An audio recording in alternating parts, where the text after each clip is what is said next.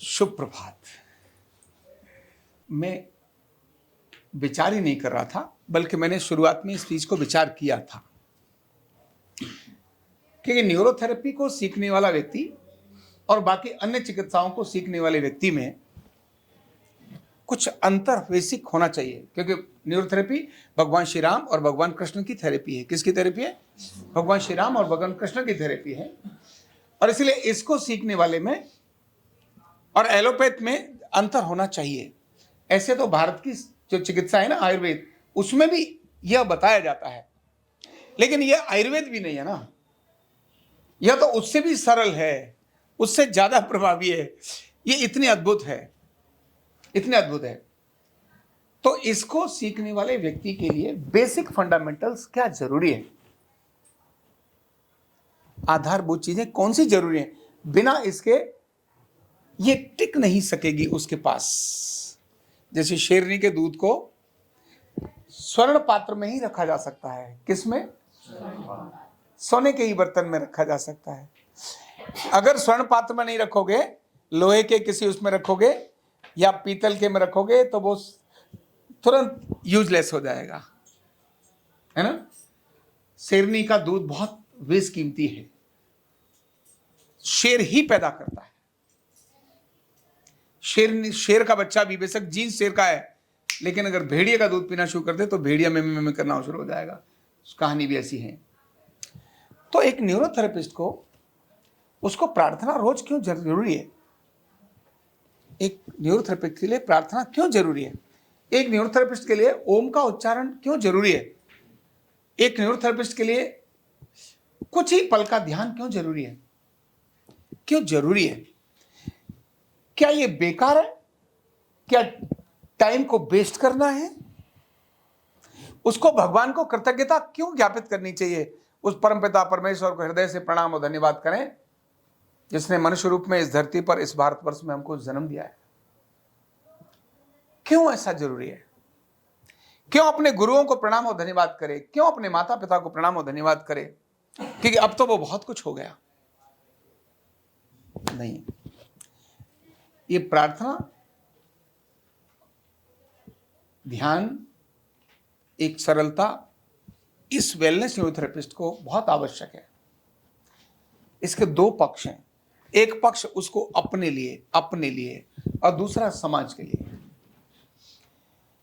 अपने लिए क्यों जरूरी है? क्योंकि बहुत बार पैसा जब आता है ना, तो व्यक्ति को अहंकार देता है। क्या देता है? अहंकार। कहते हैं ना, मद, पावर के बाद मद आता है। पावर आती है तो क्या आता है? घमंड आता है। उस घमंड को चूर चूर करने का काम केवल भगवान की प्रार्थना ही है, ईश्वर भक्ति ही है। दूसरों को थैंक्स बोलने से ही घमंड खत्म होता है। इसमें बाकियों को बड़ा स्वीकार करने की मानसिकता जागृत होती है। Thank you so much.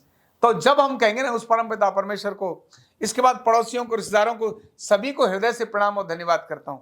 जैसे ये बोलेंगे प्रणाम और धन्यवाद, क्यों? बड़ा है तभी तो प्रणाम कर रहा हूं ना, कुछ ज्यादा है तभी तो मैं उसको धन्यवाद कर रहा हूं ना।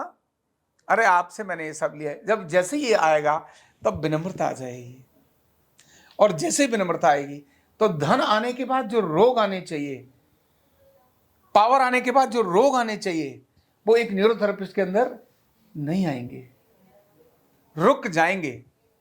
अरे भाई, तो पावर आएगी, धन आएगा, आएगा ही, मतलब न आएगा ये हो ही नहीं सकता, क्योंकि न्यूरोथेरेपी है ही कमाल। आप जितने का बेचना चाहो सड़क पर खड़े होकर अपने को, न्यूरोथेरेपी सीखकर उतने का बेच सकते हो। समझ आ रही है? आपने कहा मेरी कीमत 1 लाख रुपए है, तो आपकी कीमत कितनी है? बिक जाओगे आप। होनी चाहिए, बनना भी पड़ेगा। और कुछ थोड़ा बनने के बाद, एक अच्छा न्यूरोथेरेपिस्ट बनने के बाद आपने कहा मेरी कीमत 1 करोड़ रुपए है, तो आप 1 करोड़ में बिक जाएंगे। बिक जाएंगे? नहीं बिक जाएंगे? लोग खरीद लेंगे आपको। 1 करोड़ रुपए लो, मैं तुमको लेता हूं, क्योंकि तुम न्यूरोथेरेपी सीखकर उस लायक बन जाओगे कि तुम्हारी 1 करोड़ 10 करोड़ में बिक जाओगे।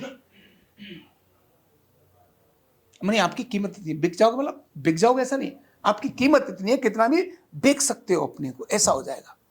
धन आने के बाद, पावर आने के बाद, वो जो रोग आते हैं, वो जो बीमारियां आती हैं, वो अशांति से आती हैं, वो अतृप्ति से आती हैं, वो असंतोष से आती है। असंतोष अतृप्ति होगी तभी घृणा आएगी, तभी द्वेष आएगा, तभी ईर्ष्या आएगी, तभी वैमनस्यता आएगी, तभी सुपीरियरिटी आएगी।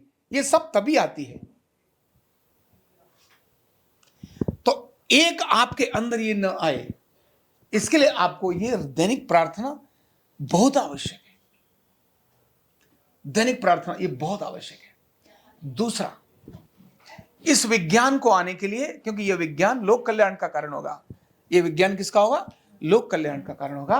और जब लोक कल्याण का कारण होगा और आपके अंदर वो एरोगेंट है, आपके अंदर वो विनम्रता नहीं है, आपके अंदर क्रोध है, आपके अंदर अहंकार है, आपके अंदर ईर्ष्या है, आपके अंदर सुपीरियरिटी है, मैं ही श्रेष्ठ हूं, यही जब आएगी, क्योंकि आ जाएगी बहुत जल्दी। अरे मैंने YouTube पर देखा है लोगों को, 4-4 थेरेपी से लोगों को, वो कहते आते कहते सर मैंने 100 पेशेंट तो पार्क में ही देख लेता हूँ सर, एक जिसको छूता हूँ सर मैं उसको ऐसा ठीक करता हूँ, सैटिका कितनी ठीक कर दी सर मैंने, और गर्दन के दर्द सर मैंने, अब मत कमाल करो सर, सिर्फ आपको YouTube पर देख कर दिया। अभी तो भैया तूने YouTube पर ही देखा है, जब यहाँ आके देखेगा सीखेगा तो कुछ और ही बन जाएगा। तो पूत बनाना था, भूत नहीं बनना। क्या समझ आ रही है? ध्यान में आना, पूत बनाना था, भूत नहीं बनाना था। तो प्रार्थना आपको पूत बनाती है, और बिना प्रार्थना के, बिना विनम्रता के आप क्या बन जाएंगे? तो भूत। फिर बोतल में ही बंद करना पड़ेगा। किसमें बंद करना पड़ेगा? बोतल में। समझ आ रही है ना? फिर बोतल में बंद करना पड़ेगा, फिर उसके बाद निकालना नहीं है, फिर बोतल में बैठा रहा बेटा।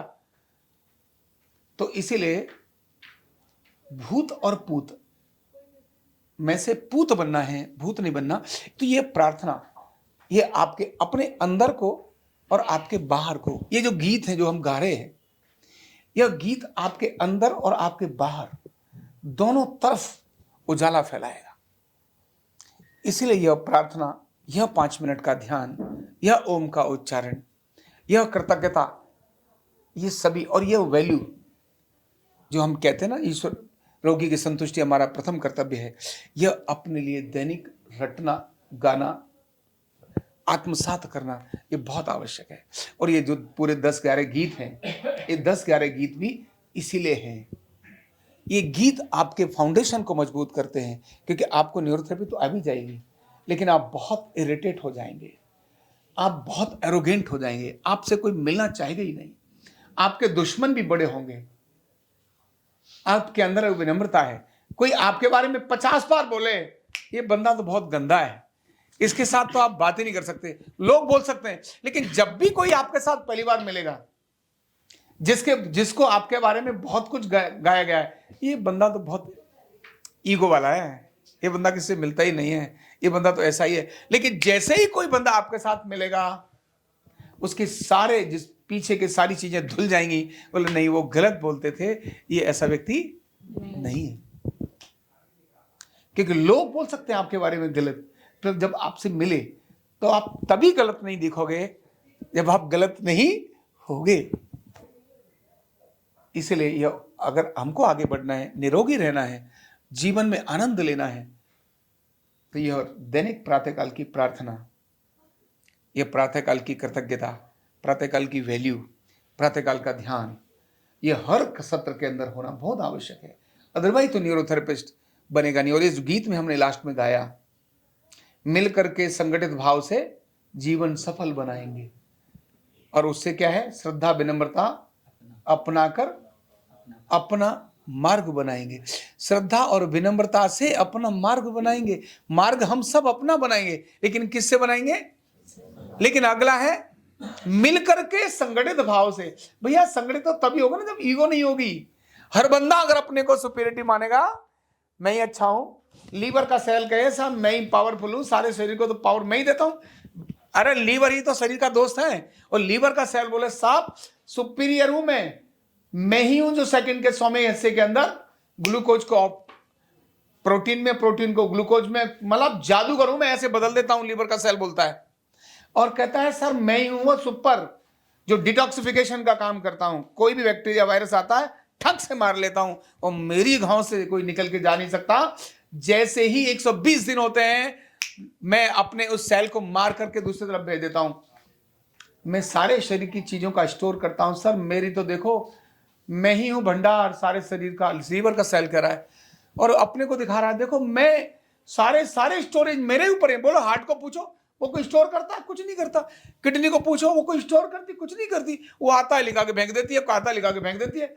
लंग्स क्या करता है? हाँफू करते रहते हैं, आता जाता है। एक सेकंड में तो नहीं रुकता सर उनके पास, कोई चीज नहीं रुकती। मैं हूं सर 5-5 साल तो मैं विटामिन को रोक के रखता हूं। मैं इतना सर कितना काम करता हूं सर, और लीवर हूं मैं। अभी उसने कहा मैं कितना, अब आ रहा है, रो रहा है, लेकिन कह रहा है ईगो दिखा रहा है, इमोशनल ब्लैकमेल कर रहा है। हार्ट वाला बोला बेटा, अगर मैंने 1 सेकंड में कह दिया ना, 1 मिनट के लिए आज मैं रेस्ट पे जा रहा हूं। हार्ट के सेल ने बोला मैंने सिर्फ 1 मिनट के लिए कहना है, ज्यादा नहीं जाना रेस्ट पर। कितनी देर? 1 मिनट। सिर्फ 1 मिनट। तू बकवास कर रहा है, तू है। तू स्टोर करता तो क्या हो, खाता भी तो तू ही सबसे ज्यादा मोटा है, सबसे बड़ा हो तू ही है। मैं 24 घंटे काम करता हूं, और मैंने अगर एक बार कह दिया, जिस दिन पैदा हुआ था तब से लेकर मरने तक, तू तो नहीं भी चलेगा, काम नहीं करेगा तो भी शरीर चल जाएगा। अगर मैं 1 मिनट भी नहीं चला ना, तो क्या होगा? तेरा तो कवाड़ा ही हो जाएगा, तू बचेगा ही नहीं। तेरी जिंदगी तो मेरे हाथ में है। ये कौन बोल रहा है? हार्ट का सेल। हार्ट नहीं बोल रहा, हार्ट का सेल बोल रहा है। सेल बोल रहा है, हार्ट नहीं बोल रहा, क्योंकि सेल को मिलकर के टिश्यू को मिलकर मसल्स को मिलकर ऑर्गन बनता है। तो एक सेल बोल रहा है हार्ट का, समझ आ रही? ईगो बोल रहा हूं। बोले मेरे तो 1 मिनट बंद होने से हो जाता है। और फिर कहता है, ब्रेन कहता है, अरे चुप जा, पागल उल्लू के पट्टे कहेंगे, चुप। तू है क्या? बोल तू है क्या? अगर मैंने अपनी एक इंपल्स तेरे अंदर कम कर दी तो तेरा जीवन बचेगा? सब कुछ चलता तो मेरे से ही है। तेरे को क्या जरूरत है, क्या नहीं है, क्या चाहिए, क्या नहीं चाहिए, कौन देखता है? मैं ही देखता हूं। तेरी सारी ब्लड सप्लाई, नर्व सप्लाई का तो कंट्रोल सारा नर्व सप्लाई से तो कंट्रोल है। तू हार्ट ऐसे करता है, तेरा करंट कौन लाता है? अगर मैंने 1 मिनट अपना डिस्कनेक्ट कर दिया तो तेरा करंट क्या हो जाएगा? गायब हो जाएगा बाबा। इसलिए तू चुप, बकवास करता है, तू कोई बड़ा नहीं है, मैं हूं सुपीरियर। ब्रेन क्या कहता है? ब्रेन का सेल कहता है मैं जिंदगी में एक बार होता हूं, मरते दम तक रहता हूं। और मैं अगर डिजेनरेट हो गया ना, उसके बाद शरीर गया काम से। उधर से नाभि कहती है, रह चुप जा ब्रेन, तब पागल कहीं का। तू बना किससे है? तेरी मां कौन है? तू बना किससे है? बकवास कर रहा है। माना नाभि कह रही है किसको? ब्रेन को। ये स्टेम सेल से ही चल रहा है। तू किससे चल रहा है? नाभि का सेल स्टेम सेल होता है, उसी से चल रहा है। तू अगर सूख भी जाएगा ना, तो जो मेरा एम्बिलिकल कैड है ना, ये जो नाड़ है, ये तेरे को ठीक कर लेगी, क्योंकि नाभि सबको ठीक कर सकती है। नाभि सबको ठीक कर सकती है। तेरा दिमाग खराब है, मैं तुझे ठीक कर दूंगी। और अगर मैं खराब हो गई ना, नाभि क्या कहती है? मैं खराब होगी। नाभि का सेल कहता है, अगर मैं खराब हो गया तो तू गया। तू तो गया। समझना, जब एरोगेंट होते हैं तो ऐसे एक दूसरे के ऊपर ब्लेम लगाते हैं। लेकिन क्या लीवर के सेल का महत्व कम है? क्या हार्ट के सेल का महत्व कम है? क्या हर बोन के महत्व का सेल का महत्व कम है? क्या मसल्स के महत्व का सेल का महत्व कम है? लेकिन सभी क्या है? सबका महत्व तब तक है जब तक ये संयुक्त भाव में काम कर रहे हैं। किसमें? संगठित भाव में काम कर रहे हैं, मिलकर काम कर रहे हैं। जिस समय इन्होंने मिलना बंद कर दिया, जिस समय इन्होंने अपनी ढपली, अपना राग लगाना शुरू कर दिया, तो काम चलेगा क्या? फिर डिसऑर्डर हो जाएगा। और इसीलिए हम कहते हैं विन विन में ही विन है, विन लूज में भी लूज है। एक हारा एक जीता तो भी क्या है? हार है। और मैंने पीछे बोला भी था, जो मेरा अपना है, अपने से जीत कर भी हार जाते हैं लोग, और अपने से हार कर भी जीत जाते हैं लोग। अरे अपने के सामने क्या हारो क्या जीत? अपना तो अपना ही है। तो अपने के सामने हार जाने से भी जीत ही होती है, उसी में उसकी खुशी है। तो जो अपनों की खुशी को ध्यान में रखता है, उसके लिए उसे अपने अंदर कंप्रोमाइज भी करना पड़ता है। क्या करना पड़ता है? अपने को दूसरों के हिसाब से एडजस्ट भी करना पड़ता है, करना ही पड़ता है। अगर एडजस्ट नहीं करेगा तो मर जाएगा। तो बिन लूज में काम नहीं चलता, विन विन में काम चलता है। किस में काम चलता है? विन विन में काम चलता है। तो ये विन विन की, यानी एक जीता दूसरा जीता। एक जो कहानी है ना देवताओं और दैत्यों की, को एक घर में भोजन के लिए बुलाए दोनों को। उधर देवताओं पहले दैत्यों को बुलाए, बोले आओ भाई भोजन प्रसाद है, लेकिन एक शर्त लगा दी। बाजुओं पर ऐसे बाजू पर एक लकड़ी फट्टी बांधी, बोले खाना तो खिलाएंगे हम बढ़िया दब के, लेकिन ये छोटी फट्टी बांधी, यहां से बाजू सीधी कर दी। अब मुड़े तो मुंह पर आए। तो पहले कहा कौन खाएगा? तो दैत्य बोले भाई हम ही खाएंगे साहब, हम ही खाएंगे, पहले हम ही खाएंगे। बोले अच्छा। तो बोले चलो तुम आ जाओ, पहले तुम्हारी दावत पे, हम तो दोनों को ही बुलाना है। दैत्य आए, उनकी फट्टियां बांध ली। अब वो क्या करे यार, उठाए खीर लड्डू, आए नहीं मुंह में, ऐसे मारे तो टक पीछे वाले के जाके लगे। उन्होंने कहा यार ऐसे नहीं है। अब खाए नहीं जा रहा तो उसको लगा ये कैसे करूं कैसे करूं, तो उसने पूरी प्लेट उठाई और ऐसे फेंकी, ऐसे किया, 2 दाने मुंह में आए। मैंने कहा चल ठीक है। तो दूसरी उठाई, 2 दाने मुंह में आए। इधर की उसके ऊपर गिरी, इसने मारा थर्ड हाथ में जोर से, और थोड़ी देर के अंदर दे घूसा दे लात, सब राक्षस और सब नीचे क्या हो गया, गंध हो गया। बड़ी मुश्किल साफ सफाई। बोले खा लिया? बोले खा क्या लिया, हाथ तो बाहर, हाथ बांध दिया तुमने। खिलाना था, ऐसे कोई खिलाना था? ये कोई तरीका है खिलाने का? चले गए। इसके बाद देवताओं को बुलाया, बोले आओ भाई तुम भी खाओ, हाथ बांधो भाई, इनके भी हाथ बांधो। उनको भी हाथ बांध दिए। एक दूसरे को देख के मुस्कुरा रहा है, तू बड़ा अच्छा लग रहा है भाई, तेरे हाथ तो बड़े गजब लग रहे हैं, सुंदर। असली रूप तो आपका अभी निखर के आ रहा है महाराज। हाथ जोड़ने में तो दिक्कत ही नहीं है ना, ऐसे थोड़ा करना है महाराज। आपका तो असली रूप अभी निखर के आ रहा है, इससे पहले इतने सुंदर तो आप नजर ही नहीं आए। और सबके सामने दावत लगा दी, ऐसे ऐसे प्लेट लगा दी। अब वो क्या कर रहे हैं, एक सामने बैठा, एक इधर बैठे। राक्षसों को भी ऐसे ही परोसा था, देवताओं को भी ऐसे परोसा। अब क्या करें? तो इन्होंने कहा जब एक दूसरे की तारीफ, एक काम करता हूं पहले मैं आपको खिलाता हूं। क्या किया? इन्होंने इनको खिला दिया, और उन्होंने तुरंत तुम खाओ, और इन्होंने सब ने दब के खाया। और अब हाथ तो पेट पे जा ही नहीं सकता था बाद में पेट में हाथ मिलाना होता है तो कहते सब ने खाया। और राक्षस, पहले देवता लोग बाहर से देख रहे थे खिड़की में से कैसे खा रहे हैं, तो जो प्लेट रखी हुई थी ना, अपनी जा रही, अपने ऊपर भी पीछे वाले के ऊपर भी, सब सबके सिर कपड़े कुपड़े सब गंद हो गए, और भूखे के भूखे चले गए। इसको बोलते हैं लूज। इसको क्या बोलते हैं? देवताओं ने विन विन देखा। देवताओं ने क्या देखा? इन्होंने अपनी प्लेट को भी उठा के फेंका, सामने वाली की प्लेट को भी उठाकर फेंका, 2 दाने तो आ ही जाएंगे। इन्होंने सब तितर बितर कर दिया। इसी को बोलते हैं जब विन विन में काम होता है, एक दूसरे में हित होता है, तभी काम चलता है। एक का हित ये कभी भी चलता नहीं है। और इसीलिए फिर से मैं वापस वहां आता हूं, अगर आपको यह समझ है कि वैल्यू जीवन के लिए कितनी जरूरी है। धन आने पर रोग आते हैं, धन प्राथमिकता होगी तो रोग आएंगे, सेवा प्राथमिकता होगी तो रोग नहीं आएंगे, कर्म प्राथमिकता होगी तो रोग नहीं आएंगे। जब आप ये करेंगे तो आपके पास कर्म तो होगा ही, धन तो होगा ही, धन तो बाय प्रोडक्ट आएगा ही, लेकिन इसके साथ आपको मंगल कामनाएं मिलेंगी, आपको ब्लेसिंग्स मिलेंगी, आपको आनंद मिलेगा, आपको उत्साह मिलेगा, आपको प्रेम मिलेगा, ये सब इसका पार्ट मिलेगा। लेकिन ईगो एरोगेंट के अंदर, घमंड के अंदर, द्वेष के अंदर ये सब नहीं मिलेगा। और पैसा भी कितना मिलेगा ये तो हरी इच्छा, ये भगवान जानता है ना। तो इसीलिए प्रातःकाल की प्रार्थना, प्रातःकाल की ये हम सब के लिए बहुत आवश्यक है, बहुत अनिवार्य है। और आपको मेरा कहना है अनिवार्य रूप से 8:30 बजे प्रेयर का समय है, तो 8:30, बिफोर 8:30 एनी कॉस्ट। क्या बोला मैंने? क्योंकि ट्रेनिंग कभी भी प्रेम से लेकिन सख्त होनी चाहिए। ट्रेनिंग कभी भी प्रेम से लेकिन सख्त होनी चाहिए। प्रशिक्षण के बाद तो वो देवता बनेगा, और प्रशिक्षण के बाद ही वो दैत्य बनेगा। यहीं से उसके विचार तैयार होंगे, यहीं से उसका व्यवहार तैयार होगा। तो प्रशिक्षण में किसी प्रकार का भी कोई भी ढिलाई नहीं रखनी है। चाहिए नहीं बोला मैंने, है।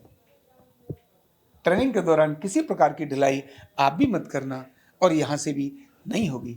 और ये जो गीत हैं ये भी याद रखने हैं, प्रार्थना भी याद रखनी है, और जो मैं बोलता हूँ उस परमपिता परमेश्वर वाला, यह भी आपने याद रखना है। ठीक है, रोज याद करिए, जाते समय गाइए, जाते समय स्मरण करिए। न्यूरोथेरेपी तो आपको ऐसे ऐसे आई जाएगी, वो तो कोई बात ही नहीं है। लेकिन जब ये आएगा तो न्यूरोथेरेपी बहुत अच्छी आएगी, और ये नहीं आएगा तो न्यूरोथेरेपी आकर भी बहुत अच्छी आपके लिए नहीं होगी। Thank you so much.